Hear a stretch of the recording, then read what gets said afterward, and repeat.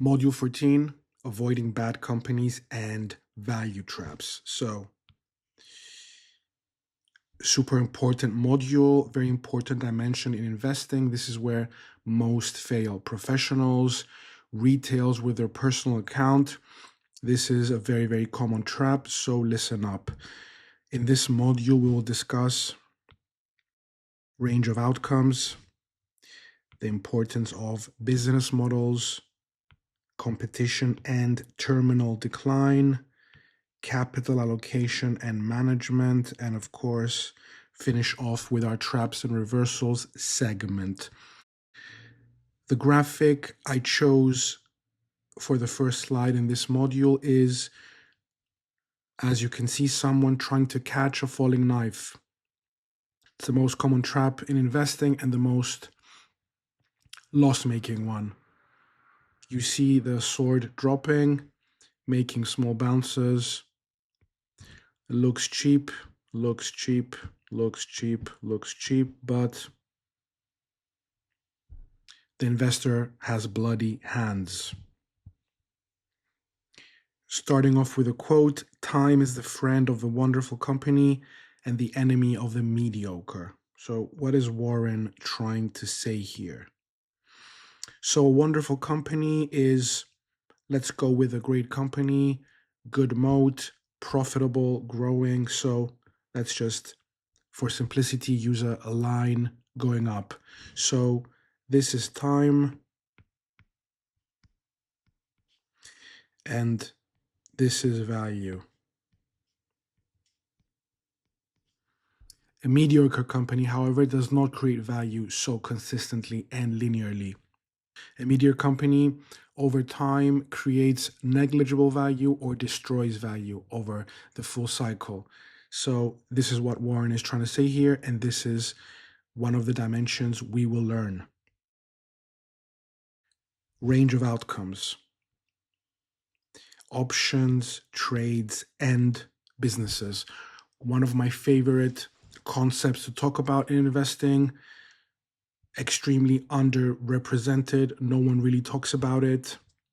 I think it's uber important. Now, you have to know how to differentiate between a business, which is basically just an option, a trade,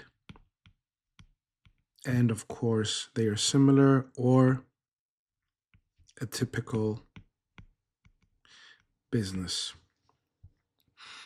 Now, an option type business, and we will look into one in the next module, which is a case study on Transocean, the offshore driller. An option or a trade is a business which is not always in the money. It doesn't always make money. Let's say it's a cyclical and the money line is here. And if the price of oil or a commodity isn't above a certain break even, if the freight rate for its ships or the charter value of its machinery or the cost per hour for their GPUs, if they're a neocloud renting GPUs, if it's not above a certain point, then they don't make money. They lose money. And that's why I say options and trades, because they make money only under specific circumstances. And when those circumstances are not met, they lose money. On the contrary, a typical business, as we said, is much more linear. It makes money. It can be a profitable coffee shop chain. It can be a supermarket chain. It can be an Apple or a big tech company. It can be a very high quality company like an Adobe or a Coca-Cola. And these businesses are pure margin businesses.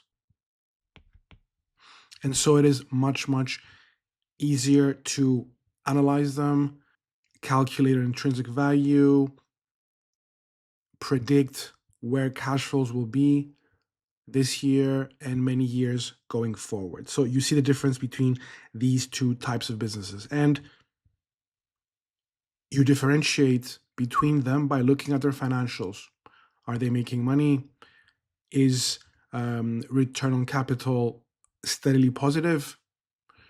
When you zoom out and you look at 10-year financial performance, do you see steady lines? Do you see steady profits? Of course, margins cannot be 19.2% every year. No, that's not what we're looking at. But do you see stability and predictability? Then you are looking at a business. If you see disruption, volatility, chaos, problems, turmoil all the time, then you are looking at a business which is one day in the money, the other day out of the money, one day at the money, relies on specific situations to profit from, and so on. Now, range of outcomes. As I said, super important dimension in investing. For example, what do I mean? You buy a business and its value is here. Under 3 scenario, how wide is the spectrum of outcomes for this business? Can it 10x its profits easily? Can you see a scenario when that can happen?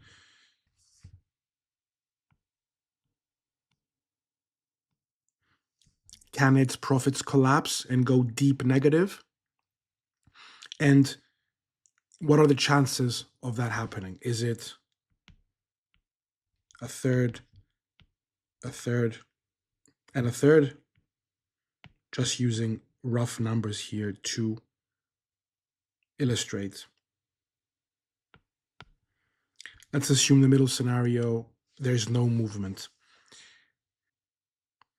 So by undertaking this exercise of expected value, probabilities to scenario, and then calculating EV, expected value, then you know first how wide the scenario are, and then no matter how wide or narrow they are, you arrive at a number which takes into consideration all the scenario and their probabilities. So to explain, a volatile business will have a very wide range of outcomes, and a business like a Coca-Cola will have a very stable, very, very narrow range of outcomes. For example, if growth in the US is not 3.5% and it's 2%, and if Europe doesn't do well, and if their new lines of products don't do that much, and the cost of sugar increases, then margins will suffer just a bit. So instead of 7% growth, they will achieve 6.5. So you understand, the range of outcomes is very, very narrow.